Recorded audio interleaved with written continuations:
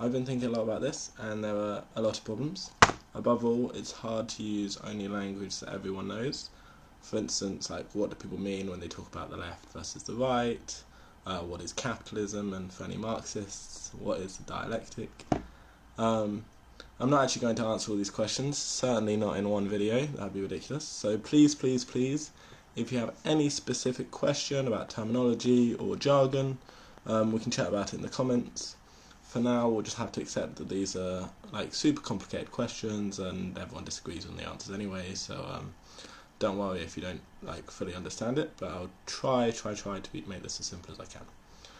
So for the first video, I thought I'd explain something that's really important to all leftist theory, and that's the idea that capitalism is exploitative by its very nature. So that's why our system of property rights and money in exchange cannot be done in a morally right way, no matter how nicely you do them, and no matter how good your intentions are. So this explanation, one of the explanations you have for this is called the labour theory of value. It was Karl Marx, the German philosopher and political economist's first great contribution to understanding the world in his book Das Kapital. Germans mock my pronunciation, Volume 1. So I really recommend reading Das Kapital, Volume 1. The first 3 chapters explain what I'm about to explain. And I'll put a link to it in the comments. So what Marx does with the labour theory of value is he asks and answers a few different questions in a row. What does capitalism prize itself on? To which he answers that it's about the creation of goods and distribution of these goods by selling them in exchange, and these goods are meant to make our lives better, right? So that's the food, the technology, clothes, houses, whatever, right? Everything that's bought and sold. So, okay, this stuff, right? This stuff's called a commodity, right? Each of the individual things is called a commodity, and for Marx, they're the base unit of capitalism. So the reason he's doing this is because he says if we are to develop an understanding of capitalism, let's do it on capitalism's own terms, right? Let's use the thing capitalism thinks it's good at to understand it, and that's the creation of these commodities. So then he asks, where does the commodity get its value from? And this is a really interesting question, at least I find it interesting, because today people hear that and they just think, well, its value is whatever people are prepared to pay for it, right? Like supply and demand, you've probably heard that expression. But for Marx, that isn't enough. Value doesn't just appear out of nowhere, it comes from the work of people. So now as vegans and greenies, we'd add that actually it comes from nature before people, but we'll leave that aside for now. We'll talk about that in the next video. So what he does is he develops 3 different ways of thinking about value. So that's like the exchange value, the labour value, and the use value. I'll do use value first, so I just swear at you all. Of these values, if you study at university, you probably know there's a difference between quantitative and qualitative research or data. So quantitative with the same root word as quantity, right? It's about the number of the stuff, right? A countable set of things. Crucially, quantitative things are comparable. So when people argue using statistics, they're appealing to the value of quantitative research. Qualitative stuff, on the other hand, is about how the stuff functions, its quality, so to speak. So on Tumblr, when we talk about the importance of people's experiences and listening to people's experiences and their stories, instead of just brute statistics, we're appealing to the importance and the value of qualitative research. Today in the social sciences, most academics will tell you that both are important, and a lot of research starts with one and then the other.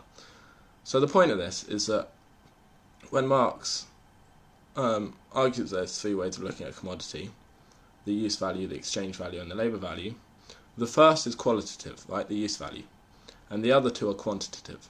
The qualitative one is the use value is the thing, or what the thing is used for, what the function, what the qualities of the thing has, right? So a coat or a t-shirt has the value of keeping you warm. A car has the use of driving you places. A screwdriver has the use of undoing screws. The point here is that these qualities are not really comparable in any meaningful way. It doesn't mean anything to say that a screwdriver is better than a car in terms of, because they serve different functions. And so Marx, for the beginning, leaves that issue to the side, right? Because we're trying to develop a systematic way of understanding capitalism. And so of the two quantitative values, the first is exchange value, and what we usually think of as the price. That's a slight oversimplification, but we can think of it that way. So if you read Kapital, you'll find his explanation for this a little confusing, because he seems to be repeating himself without saying anything new. And that is actually the case. That is what's happening. And you have to remember that when you read it, if you read it, he's writing this for an audience of workers who are uneducated mostly, who've done very little maths or no maths at all. They don't understand ratios, right? So they don't intuitively know that if the price of cotton goes up, the price of like coats made of cotton will go up accordingly, right? Now we understand these things sort of intuitively. But for Marx, he wants to know, where does this value come from, right? So here we get to the labour theory of value. Marx argues that the value of a thing is actually derived from the work that went into it, right? Marx gets to this point by asking, in a society where there's like 1 million different commodities, how is it possible that they are all exchangeable like for like?